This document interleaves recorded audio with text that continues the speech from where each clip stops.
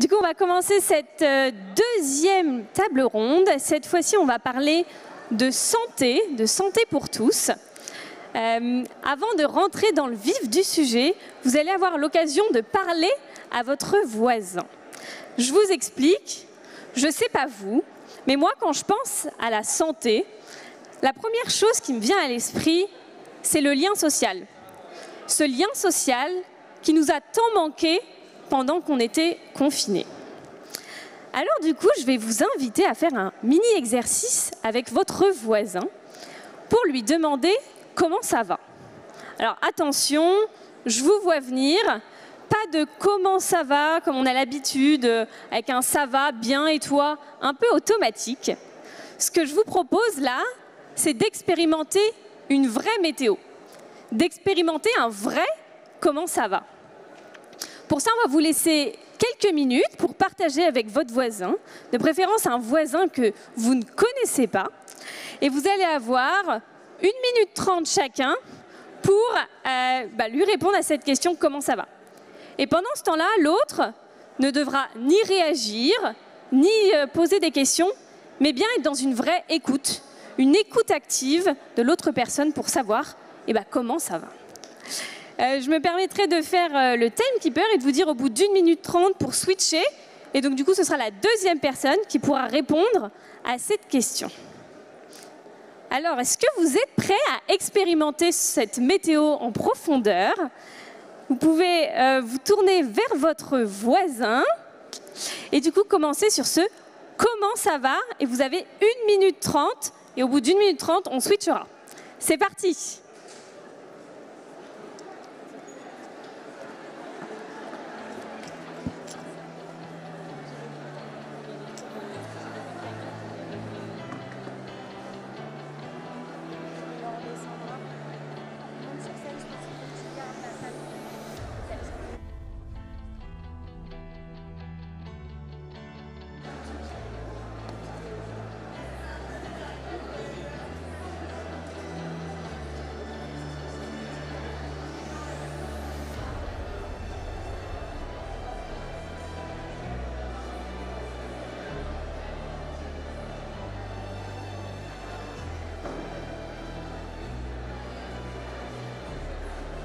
Plus que 30 secondes.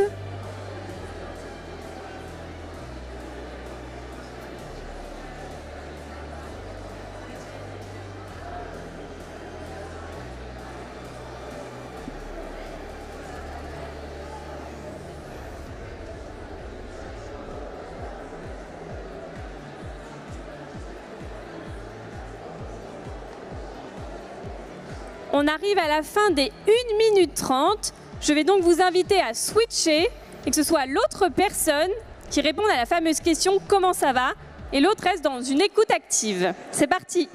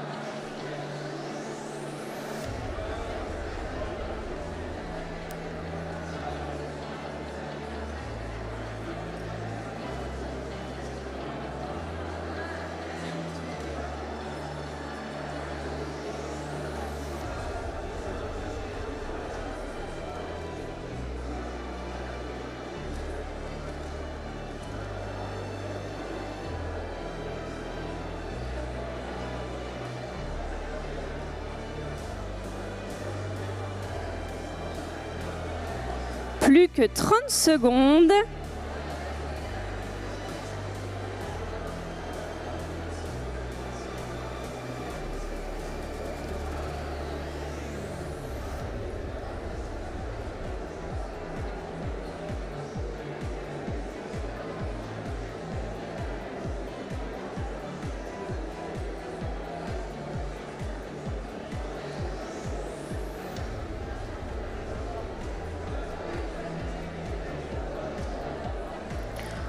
On arrive à la fin des 1 minute 30. Je suis désolée, je vais devoir vous couper dans vos échanges, enfin du moins dans l'écoute de l'autre.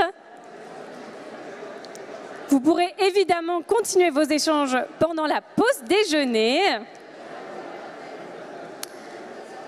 Alors, comment ça s'est passé pour vous, ce petit exercice? Je vais me permettre de vous reprendre l'attention, qu'on puisse continuer cette plénière. Comment ça s'est passé pour vous? Qu'est-ce que ça fait de se demander comment ça va? Et qu'est-ce que ça fait d'écouter l'autre vous dire comment ça va? C'était important pour nous de prendre ce temps. Je vais vous inviter donc du coup à terminer s'il vous plaît vos échanges avec votre voisin que vous pourrez évidemment continuer par la suite. Mais c'était important pour nous, ça fait tellement plaisir de se retrouver en physique et de pouvoir recréer ce lien social, de pouvoir se le demander en profondeur comment on va vraiment. Je vais reprendre toute votre attention puisqu'on va dans quelques instants accueillir notre panel sur scène. Vous l'avez compris, là on va parler de santé, on va parler d'investir pour la santé de tous. Encore une fois, vous allez avoir la possibilité d'utiliser Klaxoon pendant l'ensemble de la plénière. Vous pourrez poser, vos questions, que ce soit les personnes en présentiel ou en ligne. Et vous aurez aussi la possibilité de voter pour les questions sur Klaxoon que vous avez envie que l'on pose en priorité à nos intervenants en mettant des petits cœurs. Voilà, je vais donc maintenant pouvoir appeler sur scène notre merveilleuse table ronde. Et puis je vais commencer par notre modérateur d'exception, Abdelali El-Badawi, qui peut nous rejoindre sur scène. Merci. J'appelle Martin Hirsch, Stanislas Niox-Château, Jean-Christophe Combe et Séverine Selgado. Bons échanges.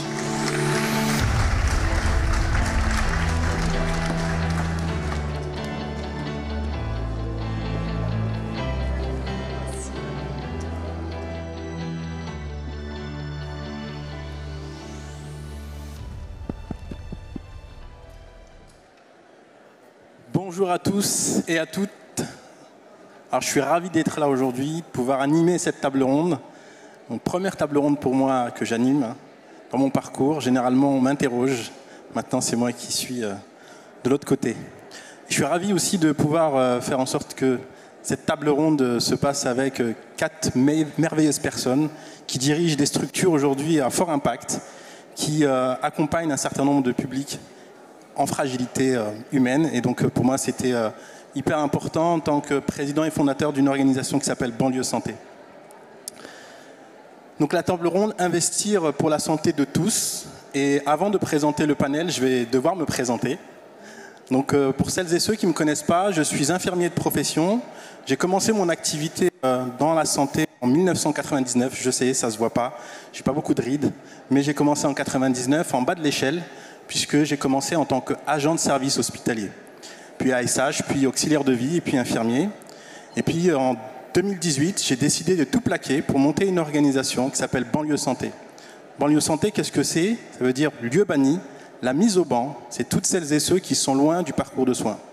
Toutes celles et ceux qu'on ne voit pas, les invisibles, celles et ceux qui aujourd'hui vivent les inégalités sociales de santé, parce qu'il faut le dire, il y a des chiffres très important à raconter. 11 ans d'écart d'espérance de vie entre riches et pauvres en France en 2021. Donc c'est essentiel pour nous de créer cette organisation de terrain, celle qui va rencontrer aujourd'hui les publics les plus fragiles, les accompagner à se soigner, mais aussi à les écouter, parce que le soin, c'est d'abord de l'écoute. Et c'est ce que j'ai appris à travers mon métier, l'écoute.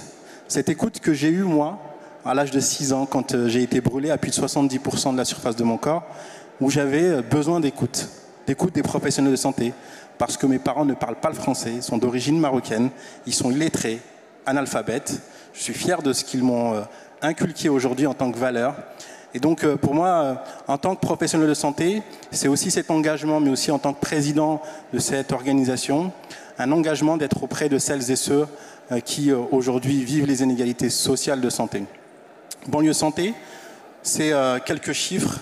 C'est 500 000 habitants touchés en 2020 sur les questions de santé, dans les quartiers populaires essentiellement et en zone rurale, parce que c'était aussi important pour nous pendant cette crise de pouvoir toucher un public de patients qui n'avaient pas accès à l'information, parce que, vous le savez, en Seine-Saint-Denis, c'est près de 140 langues différentes.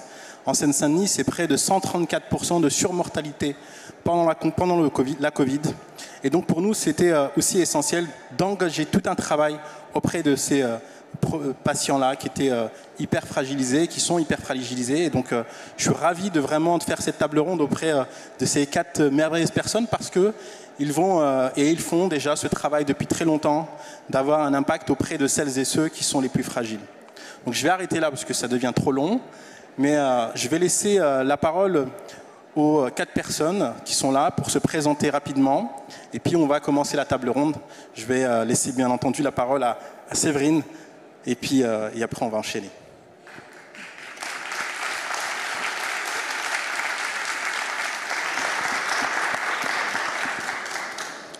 Bonjour à tous, merci Abdelali, bonjour à mes 3 co-speakers.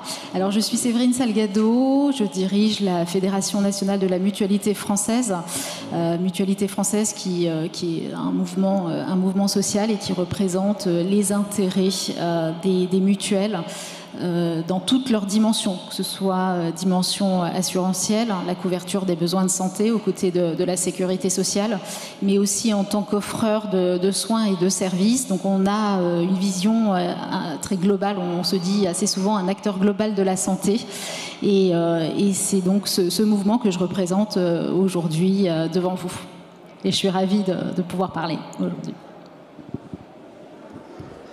Bonjour à tous, Jean-Christophe Combe, je suis le directeur général de la Croix-Rouge française. Je pense que vous avez tous une petite idée de ce qu'est la Croix-Rouge française, mais peut-être pas de l'ensemble des réalités qu'elle recouvre. C'est une association de loi 1901 qui fait partie du plus grand mouvement de solidarité international au monde. C'est un groupe associatif aujourd'hui en France avec des activités bénévoles, 67 000 bénévoles qui aujourd'hui s'engagent sur l'ensemble du territoire métropolitain et des Outre-mer. C'est aussi une entreprise sociale de l'économie sociale et solidaire avec plus de 600 établissements sanitaires, sociaux, médico-sociaux et de formation dans lesquels exercent près de 18 000 salariés. Et voilà, on agit effectivement en particulier pour favoriser l'accès à la santé des personnes précaires et également dans l'urgence pour renforcer la résilience globale de la population. Merci. Bonjour à tous. Écoutez, moi je m'appelle Stanislas Niox. J'ai créé Doctolib en 2013. Depuis 8 ans maintenant, on est engagé avec 2 grands projets. Le premier, essayer d'améliorer l'accès aux soins. Je pense qu'on aura l'occasion d'en reparler, mais accès aux soins parfois opaque, complexe, inégal. Et donc on a essayé avec Doctolib de donner de la lisibilité sur l'offre de soins, de permettre à tout le monde d'accéder rapidement et facilement à la santé, quelle que soit sa région, quel que soit son âge et quelle que soit sa condition. Et on a un second projet dont on aura peut-être aussi l'occasion de parler, c'est la qualité de vie des soignants, que ce soit à l'hôpital ou en ville. Quels sont les outils qu'ils utilisent, quelles sont les organisations qu'ils mettent en place pour prendre en charge les patients. Donc on s'est engagé dans ces 2 grands projets mission d'intérêt général depuis 2013. On a aujourd'hui 2000 collaborateurs en France, en Allemagne. On recrute une centaine de personnes par mois avec cette vision qui est de se dire la santé c'est un bien commun, c'est l'une des choses les plus importantes qu'on ait et il y a plein de choses à faire. Et donc n'hésitez pas si vous voulez nous rejoindre. J'ai déjà trop parlé, mais je suis vraiment très content d'être là avec vous et très content d'essayer d'imaginer la santé de demain avec vous. Merci, bonjour, je suis Martin Hirsch, je dirige la PHP qui est assez atypique dans le paysage hospitalier par sa taille. C'est le plus grand centre hospitalier européen avec 39 hôpitaux et donc un grand service public principalement en Île-de-France, pas mal secoué par les 3 vagues successives qu'on a eues et un peu plus épargné par la 4e vague qui cette fois est moins forte en Île-de-France que dans d'autres régions. Ce qui fait qu'aujourd'hui on est très préoccupé par la solidarité avec les départements d'outre-mer avec lesquels on travaille tous les jours pour essayer de les aider en envoyant du monde, en recevant des patients. Par ailleurs, moi j'ai 2 autres activités bénévoles. J'ai depuis longtemps des activités bénévoles parallèles à mon activité professionnelle. L'une qui est de diriger, co-présider avec Emmanuel Faber, qui vient cet après-midi, une petite association qui s'appelle l'Action Tank Entreprise et Pauvreté, qui monte des programmes de social business avec des grandes entreprises ou avec des petites entreprises, mais principalement avec des grandes entreprises pour rendre les produits accessibles. Et notamment l'un de nos premiers programmes s'appelle le programme Malin, pour rendre l'alimentation infantile accessible aux foyers modestes et qui est en train de se déployer sur toute la France.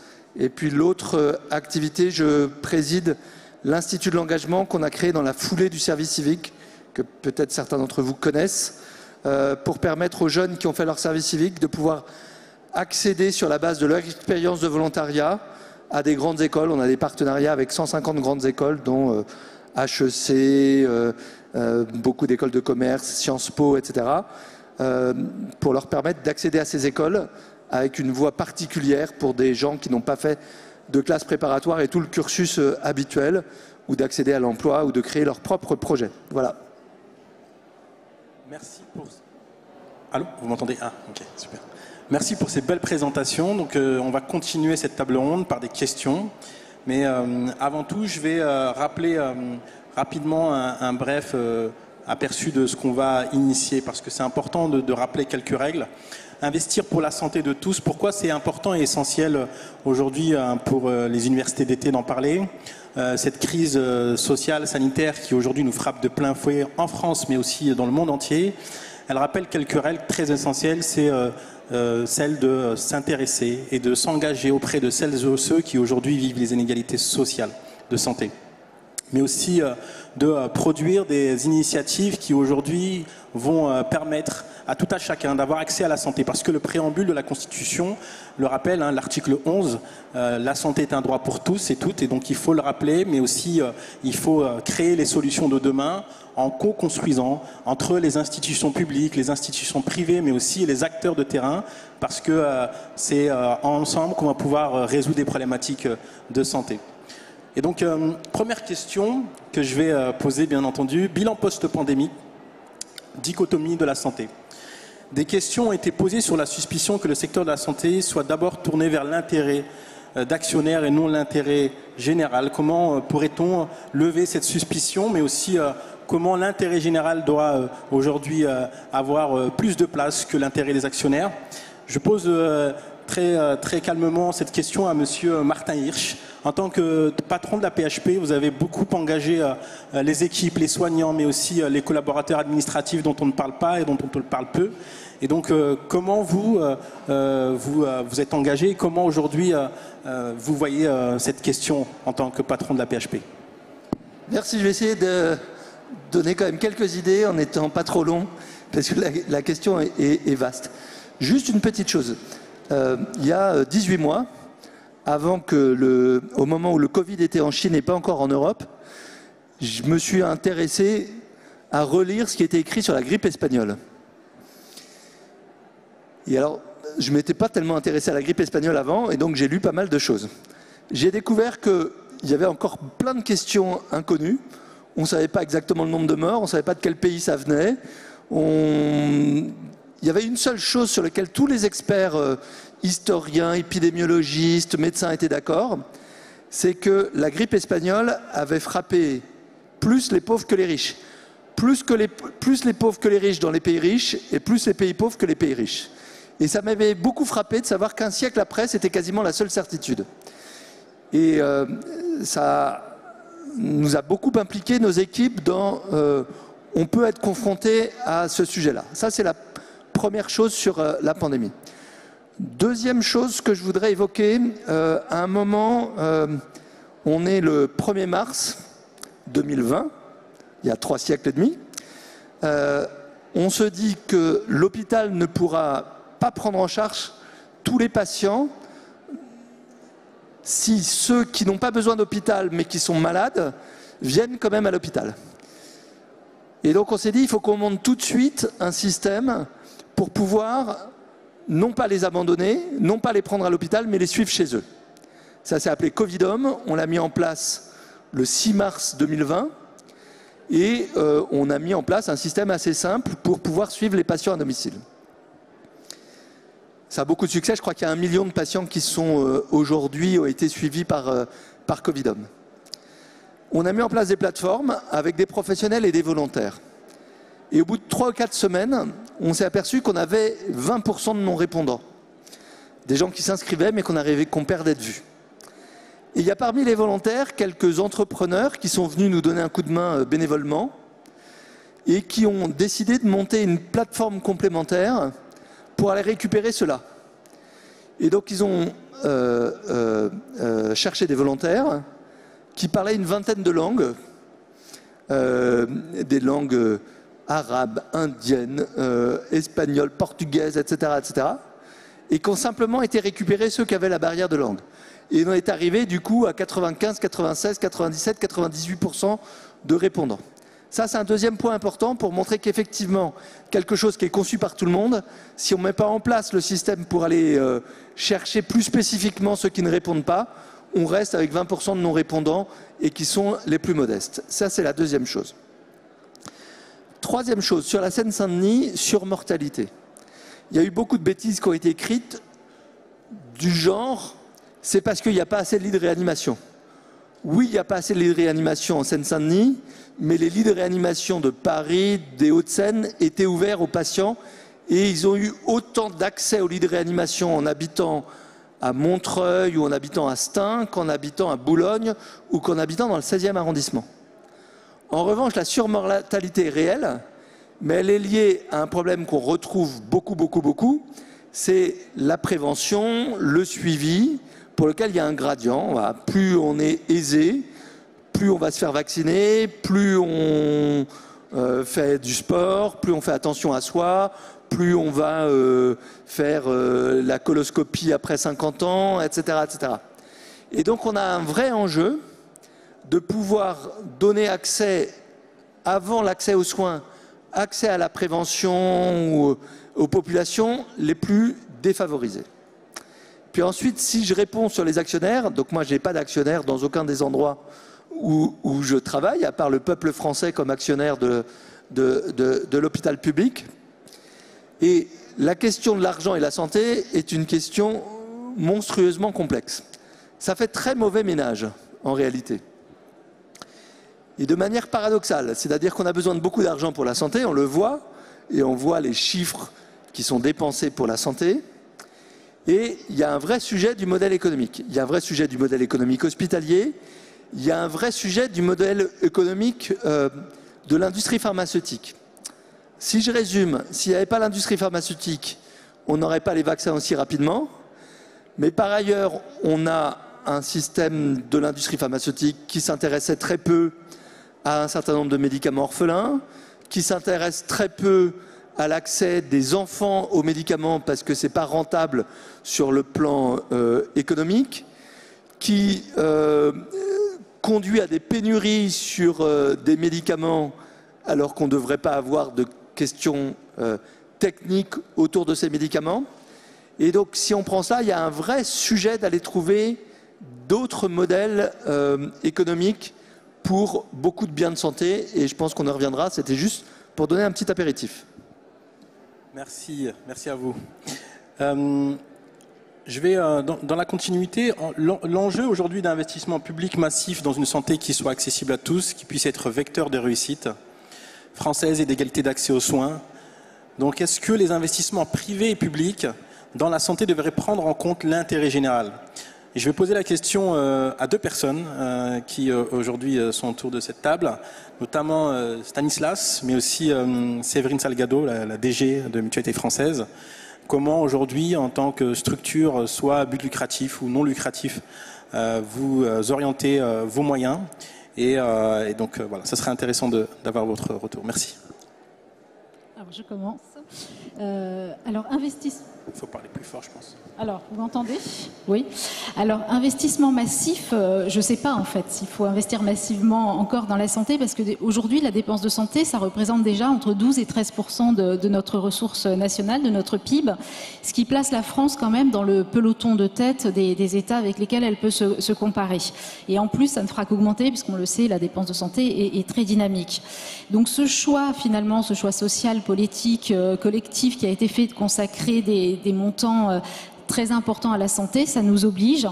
Et cette dépense, elle ne doit pas non plus être un fardeau pour les comptes sociaux, pour la sécurité sociale. Et donc oui, incontestablement, la réponse, elle est claire, ça doit répondre à des impératifs d'intérêt général.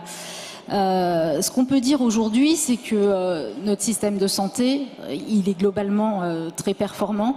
On a un accès aux soins qui est très correct en France. On a toujours des trous dans la raquette, mais on a quand même un très bon accès aux soins. On a une mortalité évitable par traitement qui est l'une des plus faibles de l'Union européenne.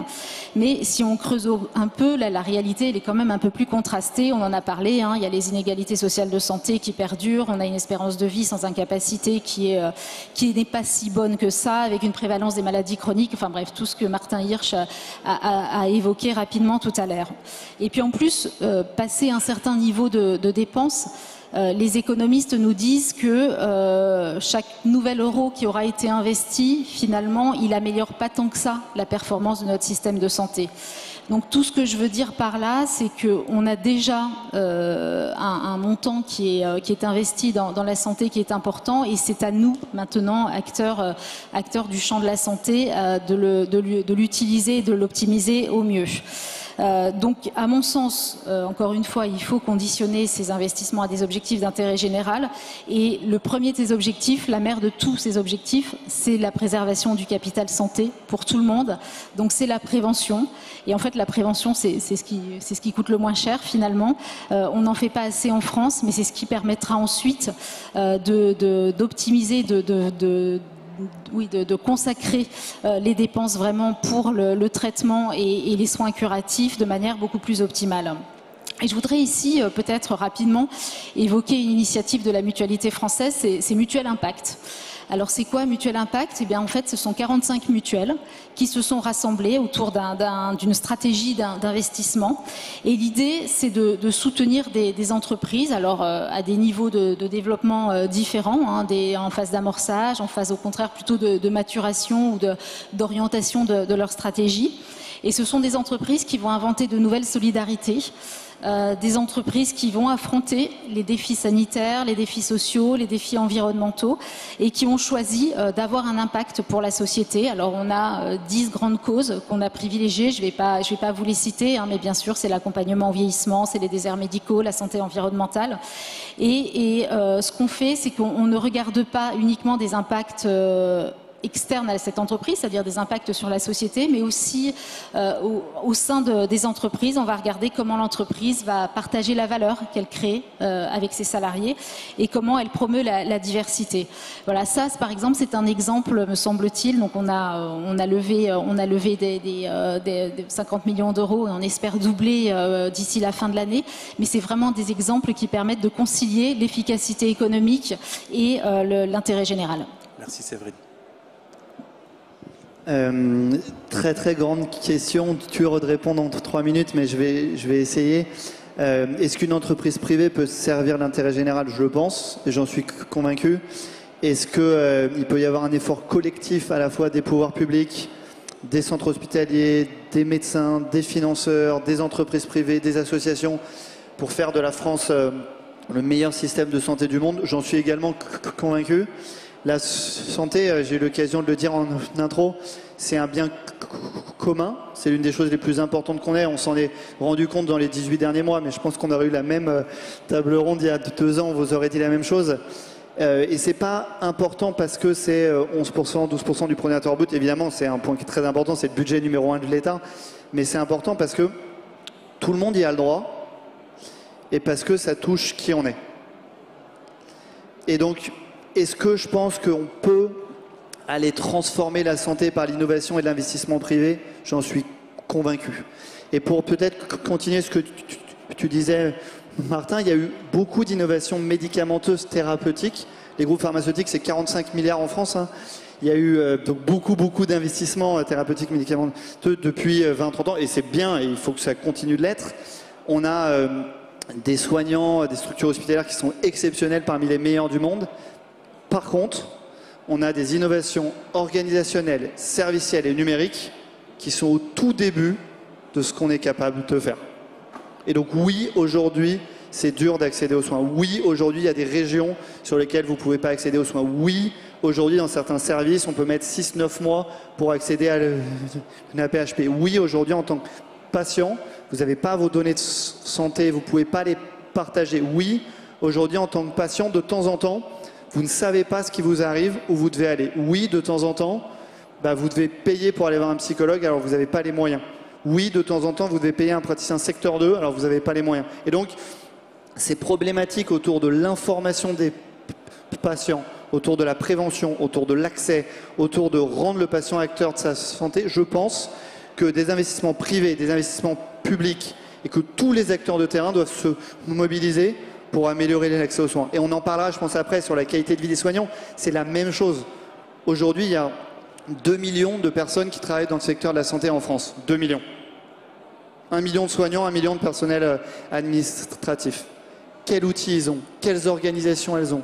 Est-ce qu'ils travaillent ensemble? Est-ce qu'ils ont bien formé? Quel est leur plan de carrière? Et donc, nous, évidemment, je peux illustrer ça par ce qu'on a fait depuis 18 mois. Hein. Je ne sais pas, vous l'avez peut-être suivi, mais nous, depuis le mois de mars, on a été aux côtés de Martin, aux côtés de la Croix-Rouge, aux côtés de tous les établissements français pour aller mettre en place la téléconsultation. On a fait de la France le premier pays de téléconsultation du monde avec 1 million de téléconsultations par mois. On a assuré la continuité des soins, on a déployé les SAMU, les centres Covid, les centres de tests, la campagne de Vax. Pour une fois, on est l'un des pays les plus vaccinés dans le monde. On vient de passer le Royaume-Uni, on vient de passer Israël, les États-Unis. Et en fait, j'ai la conviction que l'intérêt général, ça doit être la priorité de tout le monde, que ce soit boîte privée ou publique, pour aller améliorer le système de santé. Merci Stan. Je vais tout de suite passer à la question 2 parce que le temps nous est compté. Je vais bien entendu laisser la Croix-Rouge parler de cette question qui est très importante. Est-ce que le modèle entreprise à impact, entreprise à mission, ESS, ESUS, place de la mission sociale dans la stratégie de développement n'est pas le bon modèle aujourd'hui pour la santé? Partage de valeurs et articulation avec les salariés, plus proche des territoires, les gouvernances, n'est-il pas à généraliser? Et quel modèle pour une santé accessible à tous et pas une santé à 2 vitesses? Merci. Alors évidemment, j'ai prêché pour ma paroisse. Je pense que mon modèle, c'est le bon, mais je pense aussi que pour être efficient et efficace, il faut de tout. Il faut une diversité d'acteurs, qui soient privés non lucratifs, publics, pour réussir à répondre à des enjeux d'intérêt général. Ce sur quoi je voudrais insister, c'est que justement pour répondre à ces enjeux d'intérêt général, il y a un élément qui selon moi est capital, et on l'a bien vu, et on le voit bien aujourd'hui avec la réponse à la crise sanitaire, c'est celui de la confiance.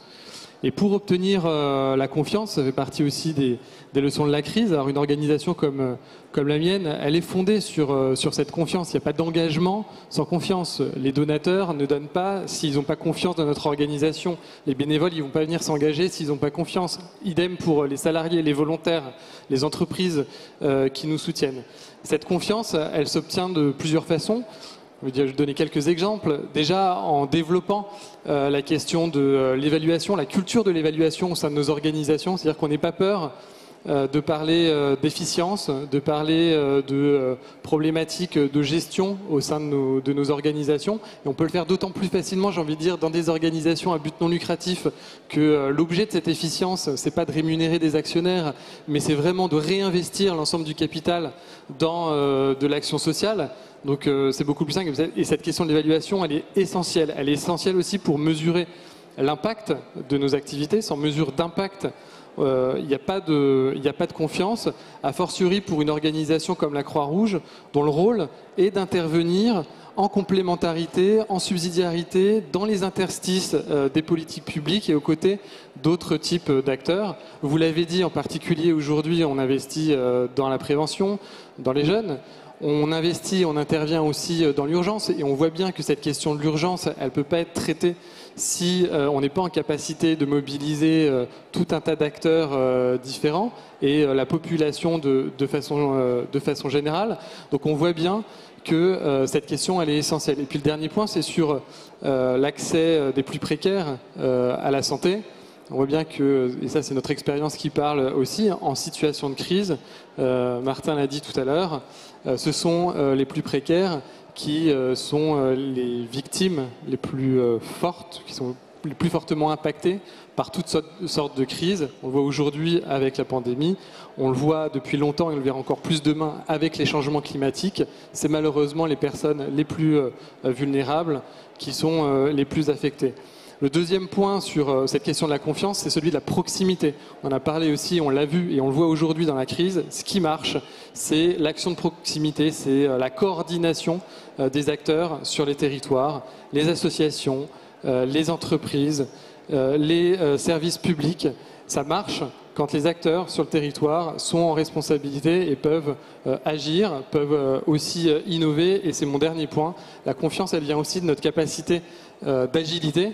Et je crois que les organisations de l'ESS ont montré toute leur agilité pendant cette crise. Je donne un exemple, celui de Croix-Rouge chez vous, qui est un service qu'on a monté en 5 jours après le début du premier confinement l'année dernière, qui est une plateforme d'appel nationale qui visait à apporter une réponse à l'isolement des personnes pendant ce confinement, apporter écoute, soutien psychologique, répondre aussi aux besoins de première nécessité des personnes isolées, nourriture, médicaments. Alors on a mis ça en place sur l'ensemble du territoire, métropole et outre-mer, et qui montre que des acteurs comme nous, on est capable, au contact du terrain, de répondre à des besoins avérés, réels, et qui ne sont pas fortement couverts. Et on ne le fait pas tout seul, on le fait, encore une fois, avec le soutien des entreprises, en coordination avec les pouvoirs publics, avec la population, les bénévoles, les volontaires.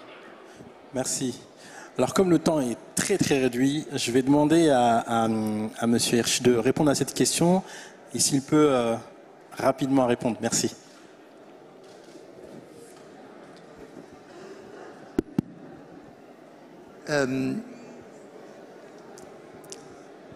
Si je reprends le thème entre public-privé, on est tous d'accord pour dire qu'il faut l'ensemble des acteurs. Moi, je voudrais insister sur 2-3 choses qui sont en train de bouger et sur lesquelles il y a des espaces à remplir.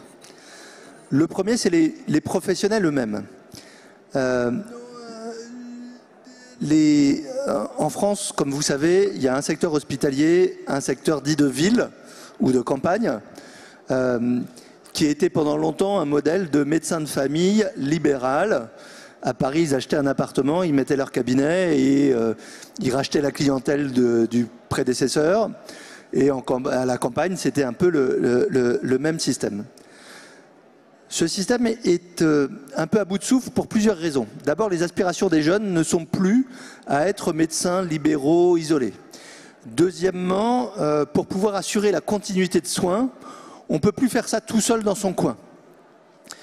Et troisièmement, quand on a envie de pouvoir se concentrer sur ce métier, mais avoir un peu de liberté, on a besoin de travailler dans un cadre dans lequel on peut avoir besoin de faire appel à d'autres professionnels, besoin de faire appel à Doctolib, besoin de faire appel à d'autres applications. Et l'enjeu des prochaines années, c'est de pouvoir proposer une offre pour ces professionnels d'organisations différentes de celles des générations qui les ont précédés. Une offre plus collective, une offre plus pluriprofessionnelle, une offre plus organisée et plus branchée sur les nouvelles technologies. Et il y aura à inventer, au-delà de ce qui est amorcé depuis quelques années entre les maisons de santé, le retour des centres de santé, une offre soit d'employeurs, soit de coopératives, soit en tout cas d'organisations collectives des professionnels de santé, appuyée par un peu de technique, appuyée par un soutien logistique, pour avoir une offre vraiment organisée de la médecine non hospitalière. Et ça peut être un enjeu formidable pour de l'économie à but non lucratif ou d'économie mixte qui puisse se développer là-dedans. Et je pense que beaucoup de choses sont à inventer vite dans les prochaines années là-dessus. La deuxième chose, c'est les innovations technologiques vont être très variées. Ça va on parlait de thérapeutique. Aujourd'hui, il y a des médicaments qui arrivent, qui sont des médicaments qui valent 300 000 € le traitement par patient. 300 000 € le traitement par patient, qui vont poser des problèmes absolument gigantesques d'absorption. Et il faudra trouver autre chose pour pouvoir avoir accès aux mêmes médicaments sans qu'on puisse payer 300 000 € par traitement pour un patient qui a une leucémie ou pour un patient qui a un cancer. Et puis par ailleurs, il y a un certain nombre d'autres innovations qui vont arriver. On parlait de prévention. On a besoin de pouvoir utiliser la e-santé pour que les patients puissent gérer davantage leur santé, mieux connaître à la fois leurs propres données, leurs facteurs de risque, pouvoir lutter contre, etc., etc. Avoir accès à des programmes de prévention, pouvoir les ajuster en fonction de leurs besoins.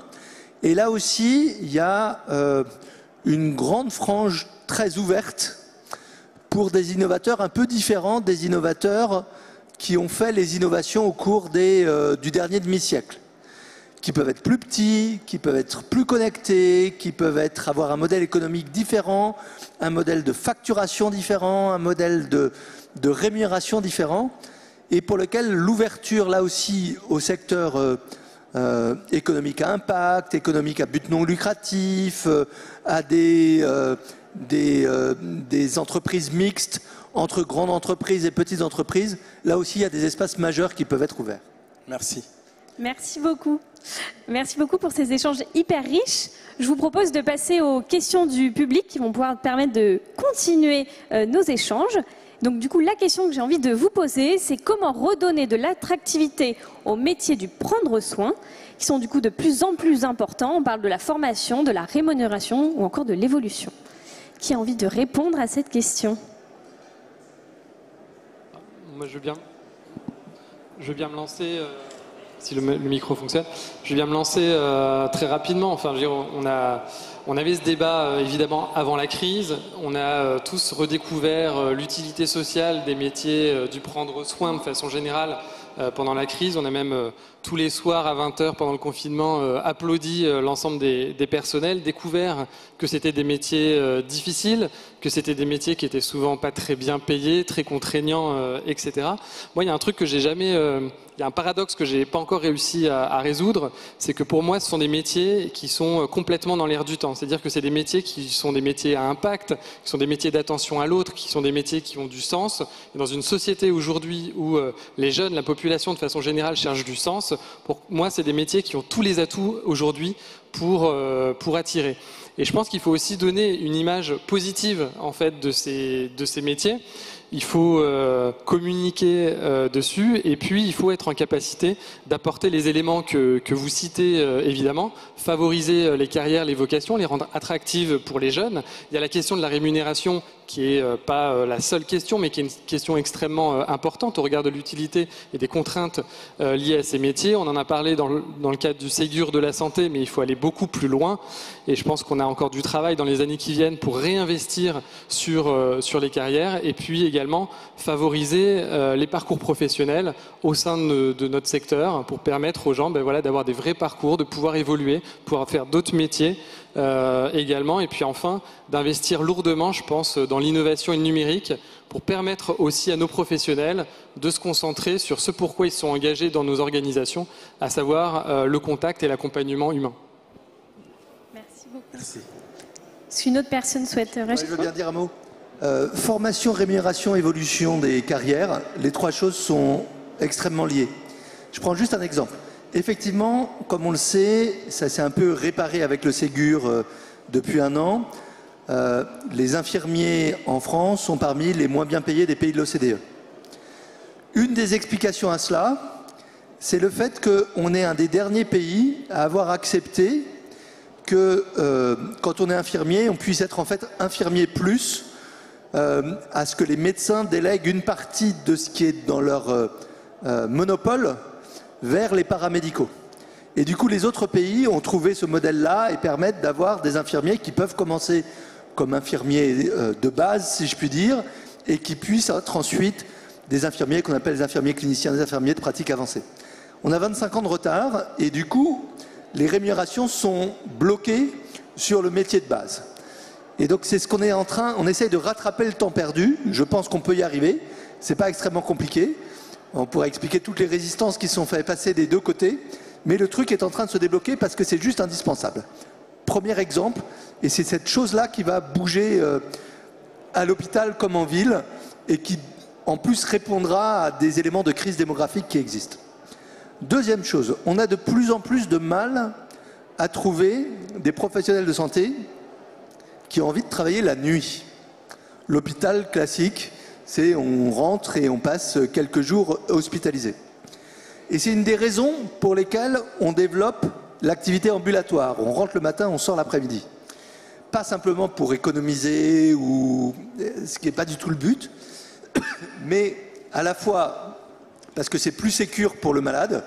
Tout séjour à l'hôpital est un séjour à risque.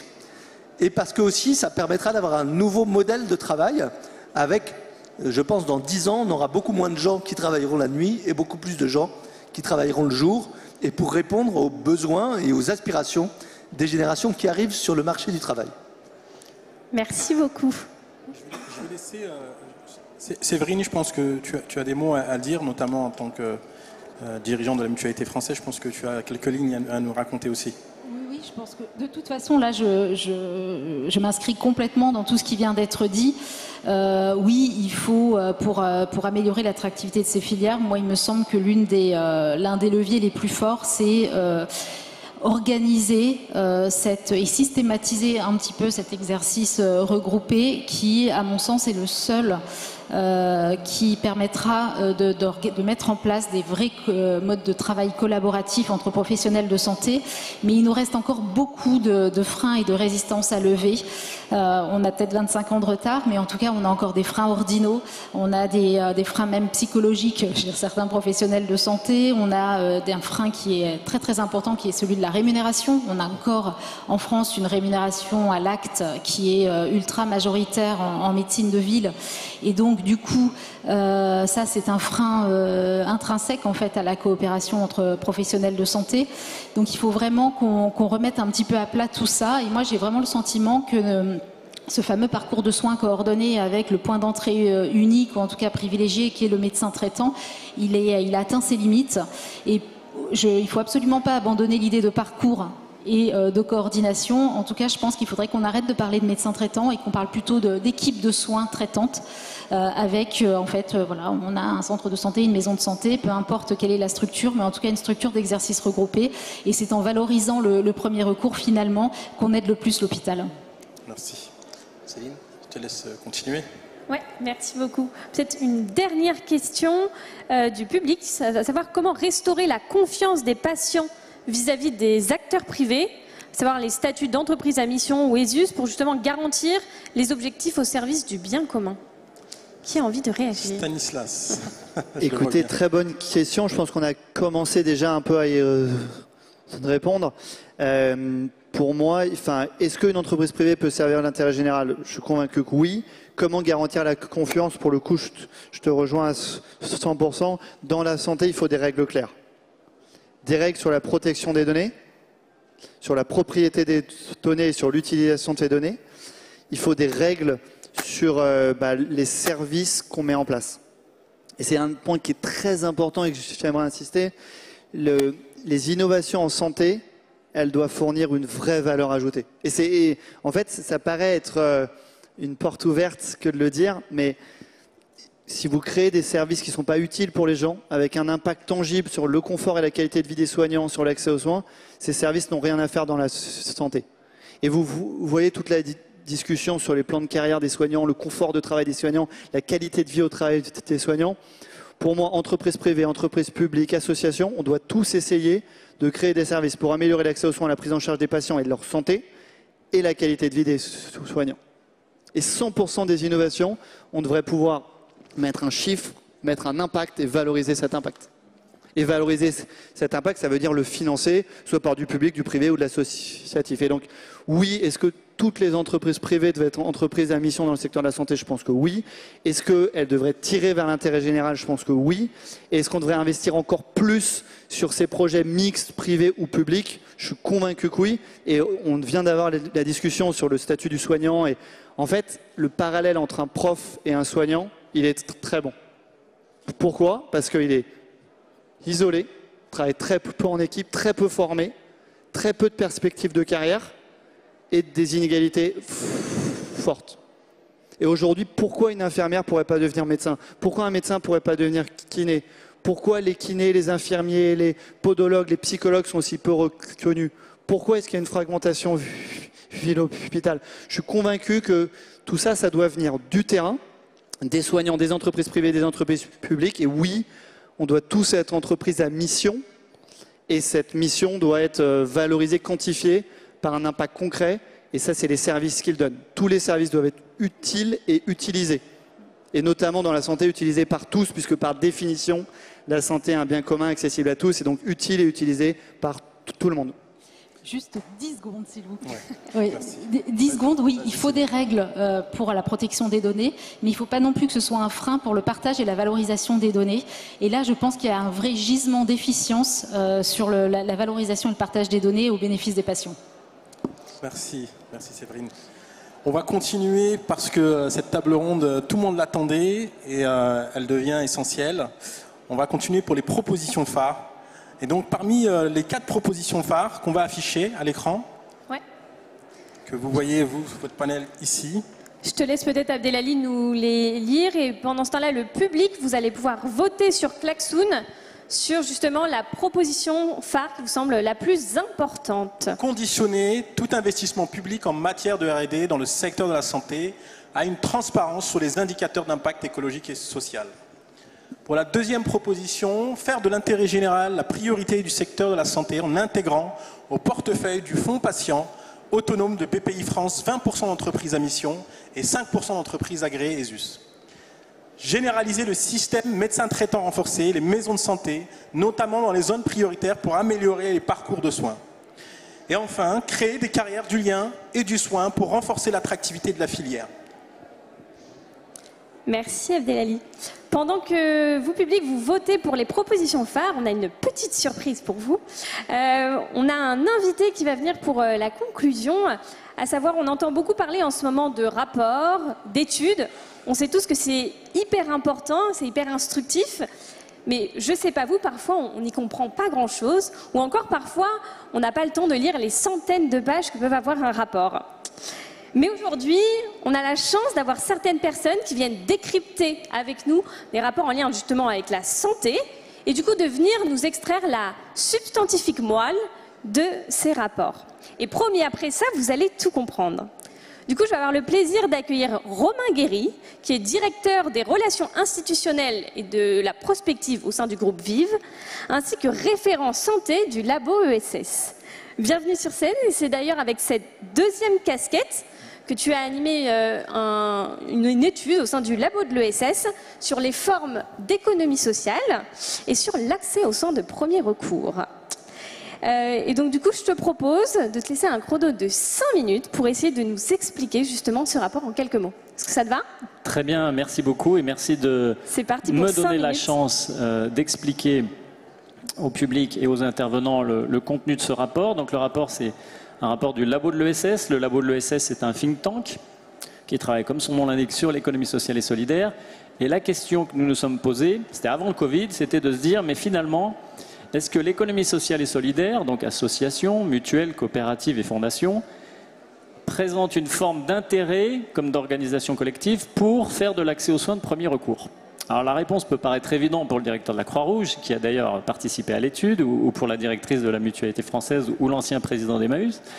Mais finalement, on s'est dit, mais est-ce que tout cet héritage, ce patrimoine de centres de santé dont nous avons hérité et dont nous pouvons tous bénéficier, est-ce qu'il présente encore une forme d'espoir pour l'avenir? Et la question n'est pas si évidente que ça.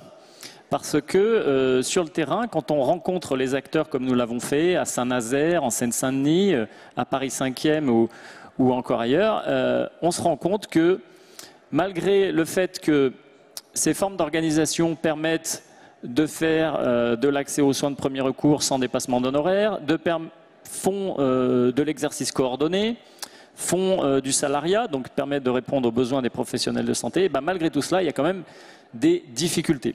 Des difficultés pour équilibrer économiquement les budgets. On a visité le centre d'addictologie de la Croix-Rouge à Paris 5e. Les bonnes années, quand ça fonctionne très bien, c'est 10 000, 20 000 euros d'excédent sur un budget de 5 millions. Donc vous voyez que c'est quand même très compliqué d'équilibrer. Dans les centres de santé qu'on a visités en Seine-Saint-Denis, malgré tous les efforts qui sont faits, pour équilibrer les budgets, il faut jongler avec les subventions locales, avec les subventions d'État, avec du bénévolat, avec des dons de particuliers, etc.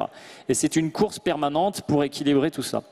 Et donc, ce qu'on a essayé de faire dans cette étude que je vous invite à lire sur le site du labo de l'ESS, c'est de voir quelles étaient les conditions, modestement, on n'est pas des très grands sociologues ou des très grands économistes, mais on a essayé, en partant de ce qu'ils avaient à nous dire, de voir quelles étaient les conditions qui permettent peut-être pour le futur, pour de futures politiques publiques, pour prochain quinquennat et ceux qui suivront, de s'appuyer sur cette organisation qu'est l'économie sociale pour faire du soin de premier recours.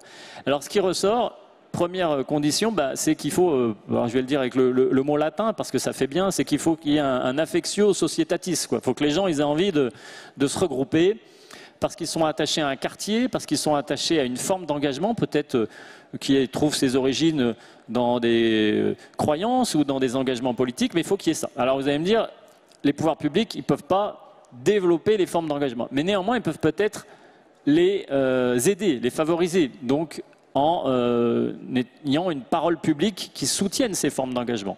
C'est peut-être ce qui pourrait se passer avec le développement des centres de santé communautaires dont on entend parler en ce moment.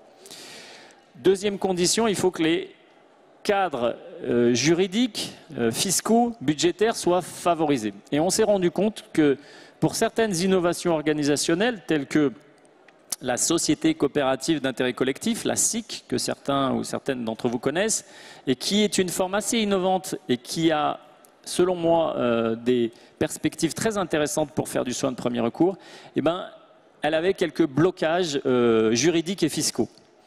Ce qui fait que si aujourd'hui, vous voulez transformer votre centre, peut-être associatif, qui pourrait s'essouffler parce que les personnes qui l'ont créé ne sont plus là, les fondateurs sont partis, et que vous voulez le transformer en cette fameuse SIC qui permet d'intégrer des collectivités, qui permet d'intégrer d'autres personnes, vous partez avec un handicap de moins 20 000 euros parce qu'il y a un abattement fiscal qui n'est pas éligible au SIC alors qu'il est éligible aux associations et aux autres formes. Donc là, il y a peut-être un correctif à apporter pour au moins faire en sorte que tout le monde parte à égalité. Et puis il y a aussi peut-être des politiques publiques à mettre en œuvre pour imaginer des fonds de soutien d'un point de vue national, des fonds de soutien pour développer cette troisième forme qui est tout à fait complémentaire aux autres, et puis aussi des politiques locales, parce qu'on s'est rendu compte que vraiment là où ça marchait, c'est quand il y avait une bonne adéquation entre les exécutifs locaux et les porteurs de projets, et donc appel à celles et ceux qui localement ont les manettes et peuvent soutenir cette forme d'accès aux soins de premier recours tout à fait prometteuse. Merci à vous et bonnes universités. Merci Romain. Merci beaucoup. Merci beaucoup Romain. Je ne sais pas pour vous, mais pour moi c'est beaucoup plus clair. Ce que je vous propose, c'est qu'on voit tout de suite le résultat des propositions. Alors c'est assez serré entre la 3e et la 4e, mais se démarque quand même celle de généraliser le système médecin traitant renforcé et les maisons de santé, centres de soins, notamment dans les zones prioritaires, pour justement améliorer les parcours de soins. Abdelali, je te laisse conclure peut-être et réagir sur cette dernière table ronde. Non, je vais réagir à cette troisième réponse qui a été généralement prise en compte. généraliser le médecin traitant, renforcer, je pense que c'est essentiel, c'est important parce que le médecin traitant est un vrai pivot pour l'accompagnement des patients à domicile.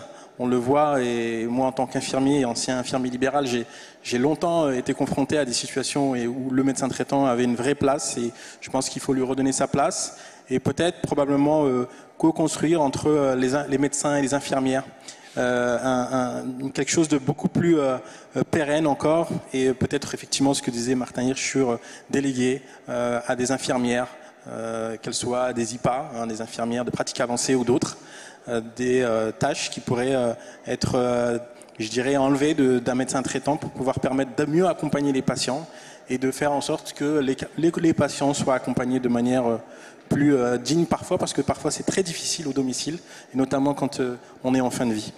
Et donc, en tout cas, je vais conclure en disant merci au panel, merci à ces 4 belles personnes, parce qu'elles ont beaucoup engagé leurs entreprises ou leurs structures et, pendant cette période très difficile, et elles continuent encore aujourd'hui. On les remercie parce que ça a permis à finalement des publics très très fragilisés d'avoir accès aux soins et de continuer à se soigner parce que la maladie ne s'arrête pas, parce qu'un cancer ne s'arrête pas. Et donc merci à elles, et elles sont essentielles. Elles sont essentielles à l'économie de la vie. Et donc je tiens à les remercier parce que ça ne doit pas être vraiment facile de diriger en ce moment leur structure. Et elles le font d'une main de fer, et ça c'est beau à voir. Et puis je remercie aussi le public. Vraiment, merci d'être venu aujourd'hui pour cette table ronde qui est vraiment une table ronde enrichissante. Et puis, continuons à nous engager. Et si je devais terminer par un dernier mot, le meilleur d'entre nous est le plus utile aux autres. Et donc, le plus utile aux autres. Et aujourd'hui, il faut être auprès de celles et ceux qui vivent les inégalités sociales de santé en France et partout ailleurs. Merci à vous. Merci à tous.